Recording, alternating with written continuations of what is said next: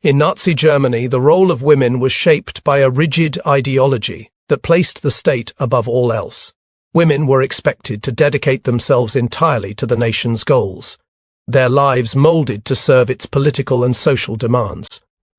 This expectation extended beyond traditional roles like motherhood or homemaking, reaching into deeply personal aspects of their lives, including their sexuality.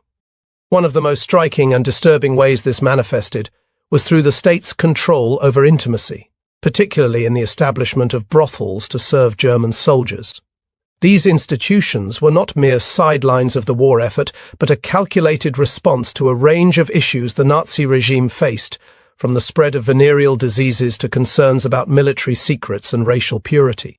The system of brothels, both within Germany and in occupied territories, revealed the regime's ruthless pragmatism and its willingness to exploit women under the guise of patriotism. The origins of this system can be traced back to the aftermath of World War I, when the German military faced significant challenges related to soldiers' intimate lives. The war had left the army grappling with a surge in venereal diseases, which spread rapidly among troops and undermined their health and readiness. These illnesses were not just a medical concern, but a strategic one, as they weakened the fighting force and strained military resources. Beyond health issues, there were other problems. Soldiers, in moments of vulnerability or relaxation, often shared sensitive military information with their lovers, creating opportunities for enemy spies to exploit. The Nazi leadership, paranoid about secrecy and betrayal, saw this as a direct threat to their war machine.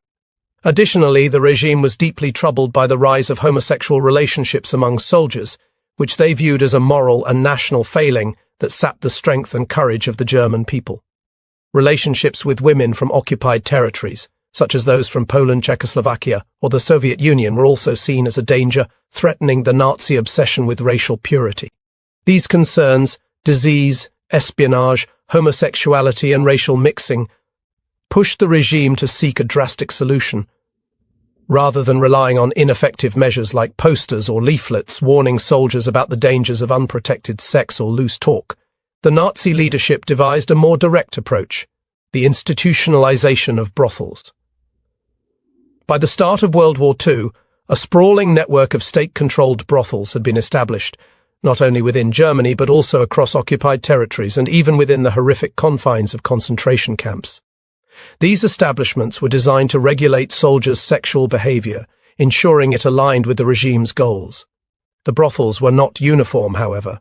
Their conditions, purpose, and the treatment of the women working in them varied sharply depending on their location and the clientele they served. In occupied territories, the brothels were grim and dehumanizing.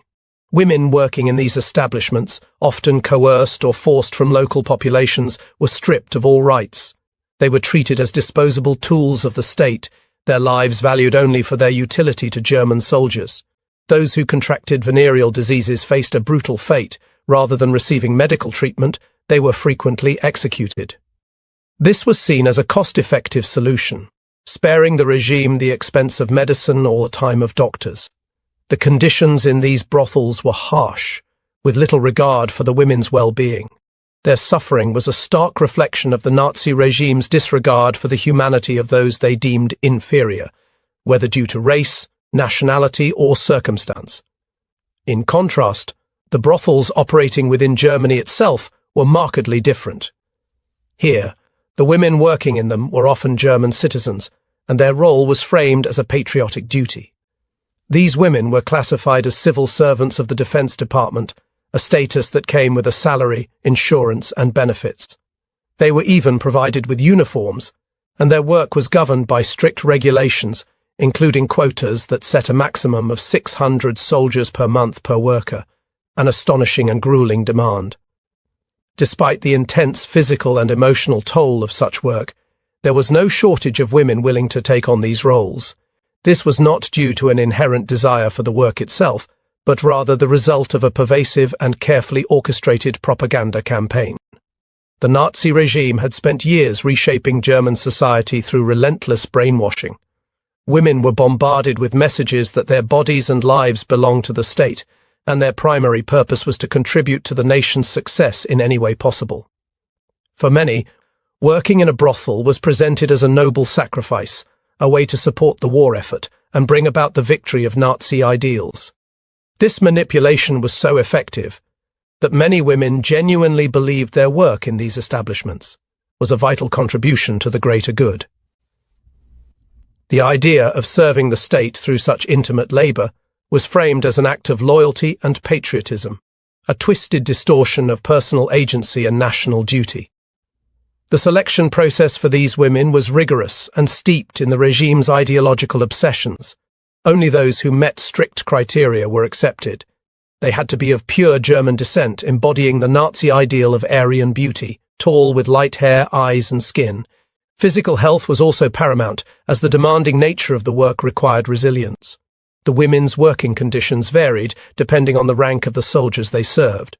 For elite units, such as pilots, one woman was assigned to every 20 men.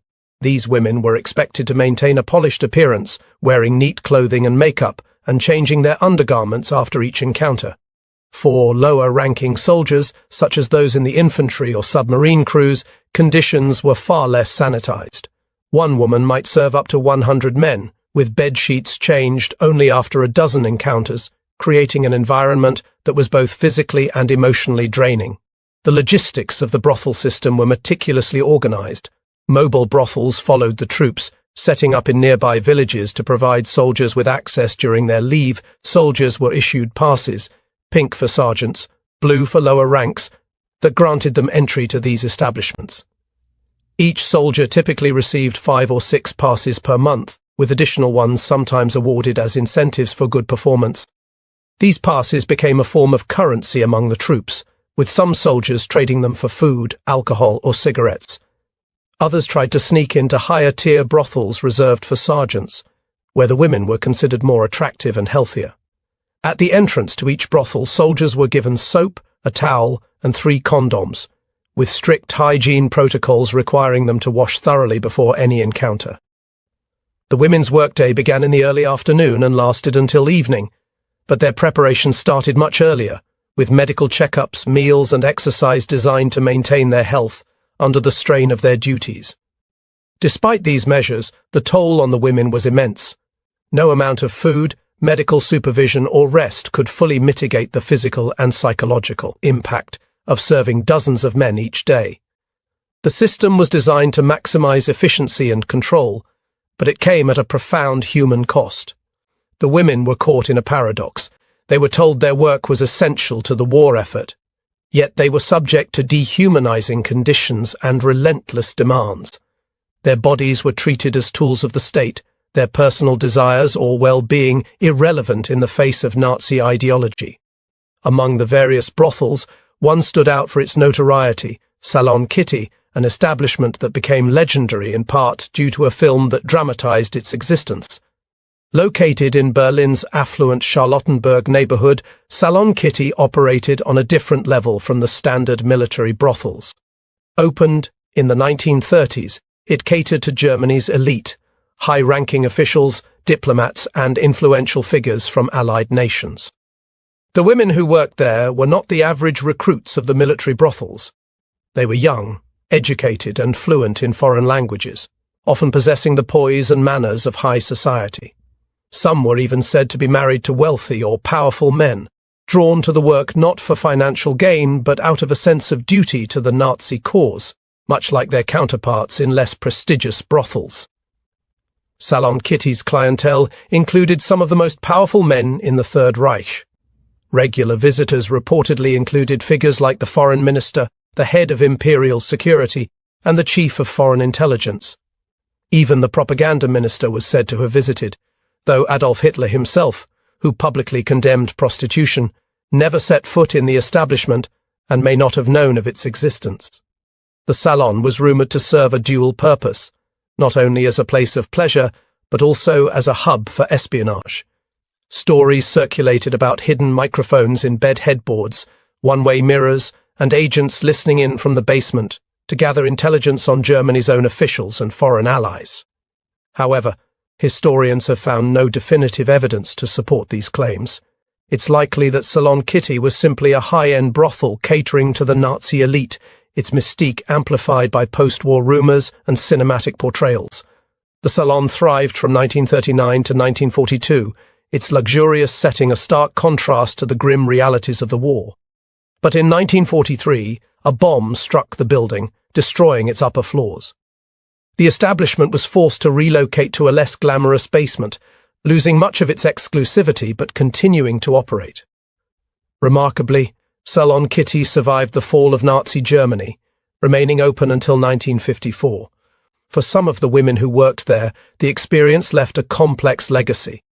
Many recalled their time at the Salon with a mix of nostalgia and resignation, shaped by the propaganda that had convinced them their work was a service to their country. The broader system of brothels persisted in Germany even after the war's end, as the Allied occupation did not immediately dismantle these institutions.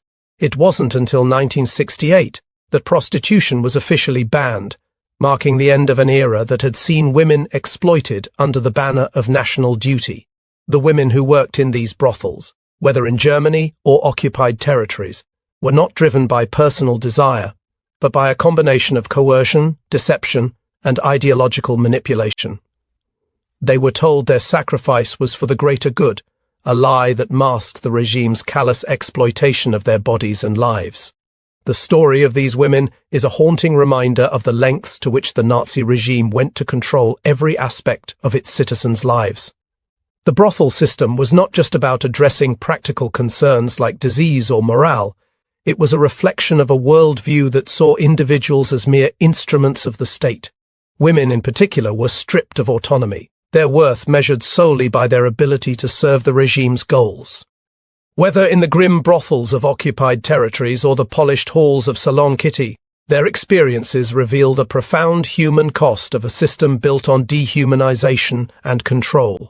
The legacy of these women's exploitation lingers as a stark warning of the dangers of unchecked power and the manipulation of personal lives for political ends. Their story, though often overlooked, is a critical piece of understanding the broader horrors of the Third Reich.